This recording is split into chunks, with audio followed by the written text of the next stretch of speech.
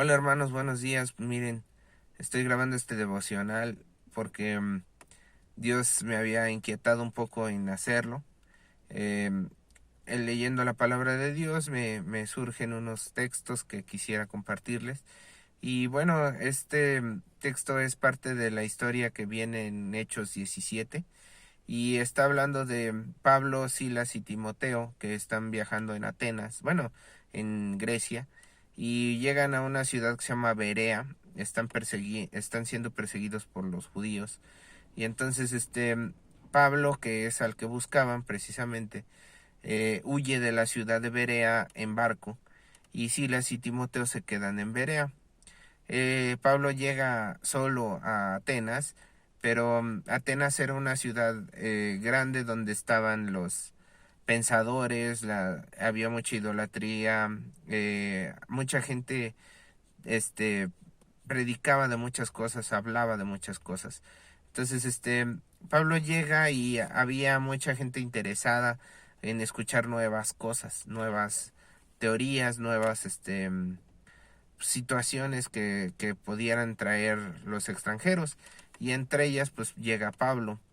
A Pablo lo reciben y dice así: mientras Pablo los esperaba en Atenas, su espíritu se enardecía viendo a la ciudad entregada a la idolatría. Así que discutía en la sinagoga con los judíos y piadosos, y en la plaza cada día con los que concurrían, y algunos filósofos de los epicureos y de los estoicos disputaban con él, y unos decían: ¿qué querrá decir este palabrero? Y otros: parece que es predicador de nuevos dioses, porque les predicaba el evangelio de Jesús y de la resurrección. Y tomándole, le trajeron al aerópago, diciendo: ¿podremos saber qué es esta nueva enseñanza de la que hablas? Pues traes a nuestros oídos cosas extrañas. Y queremos pues saber qué quiere decir esto, porque todos los atenienses y los extranjeros residentes ahí en ninguna cosa se interesaban sino en decir y oír algo nuevo. Entonces Pablo, puesto en pie en medio del aerópago, dijo: varones atenienses, en todo observo que sois muy religiosos, porque pasando y mirando vuestros santuarios hallé también un altar en el cual estaba esta inscripción: al Dios no conocido, al que vosotros adoráis, pues sí conocerle es a quien yo os anuncio.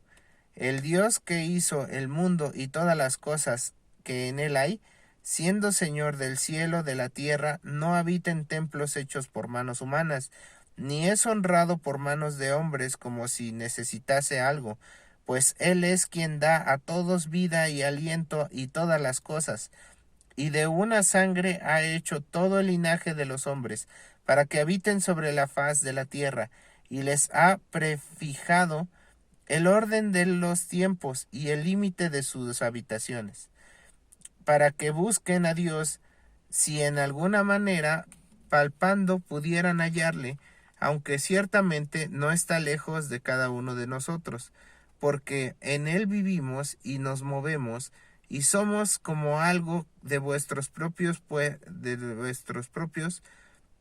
poetas también han dicho, porque linaje suyo somos. Siendo pues linaje de Dios, no sabemos pensar que la divinidad sea semejante a oro o a plata o a piedra, escultura de arte o de imaginación de hombres.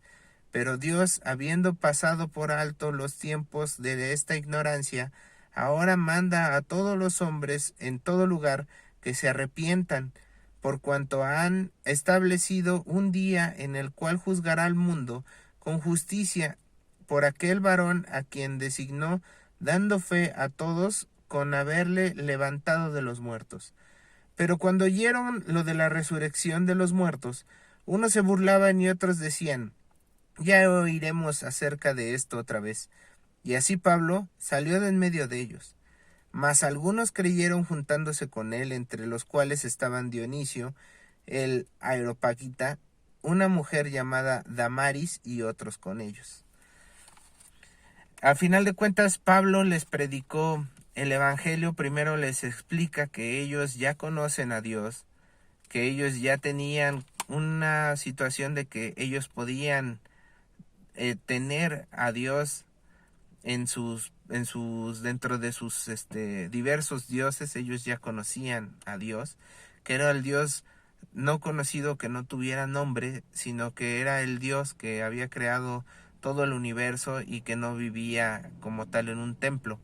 Les explica más o menos la descripción de Dios y les dice que se arrepientan y que ellos ya han tenido la bendición de ser hijos de Dios y del linaje de Dios por gracia de Jesucristo, el que resucitó de los muertos. Y en ese momento, pues ya muchos desechan esa enseñanza por el tema de la resurrección.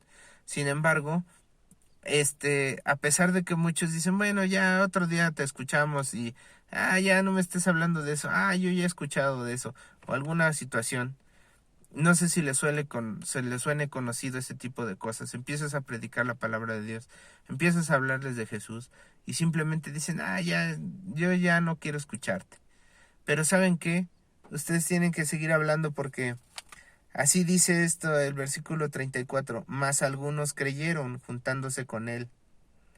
Entonces, por esos unos, nosotros tenemos que seguir predicando. Por esas personas que a lo mejor lo escucharon en ese auditorio del Aeropago, lo escucharon a lo mejor, no sé, imagínense 500 personas.